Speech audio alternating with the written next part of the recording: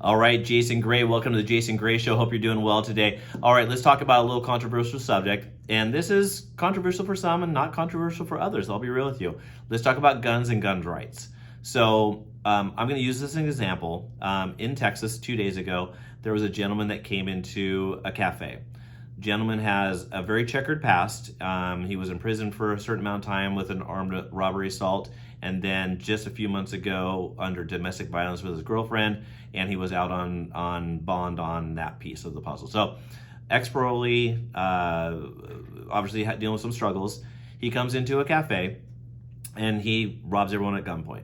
And it's not the cafe wasn't super busy. There was only a few people in there.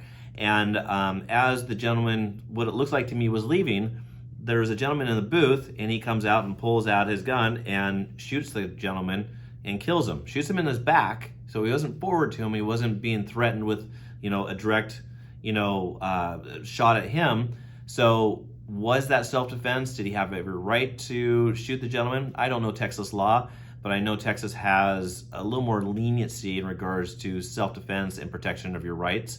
And so in doing so, shot the gentleman.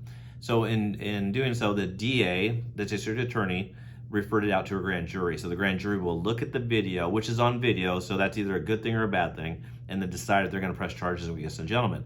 And so we have to sit back and look at gun rights, and I know this is a very touchy subject for some, and like I said, not for others.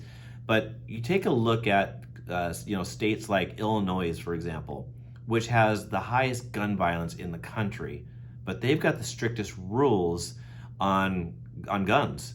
And so as a normal law-abiding citizen, I think I have every right to have a gun and protect myself. And I think most people feel that same way. Criminals don't care what those laws are. Clearly, they break laws all the time. So in doing so, you're putting yourself at a disadvantage. So I think you actually loosen the gun laws rather than tighten them. And so I think if people can sort of see through that, I think that's way better.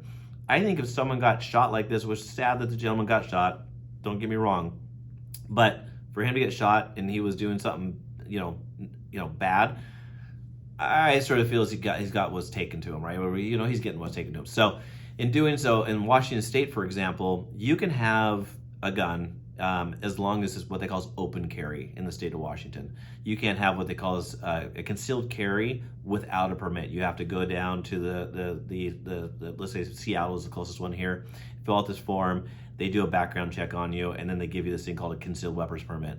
If you don't have that, you cannot conceal the weapon, but you can open carry where people can see it.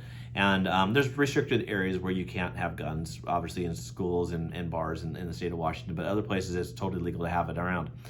Myself personally, I wouldn't have our guns really, it's really for us, it's for home defense. It's not really to be carrying out there. I think there's too many temptations if you were to have a gun for something to happen. So anyways, give me your comments, give me your, what your thoughts are on this. There's going to be people commenting on one side versus the other side, but tell me what you think about the Second Amendment and your gun rights that you have. I'll talk to you soon. Thanks. Bye-bye.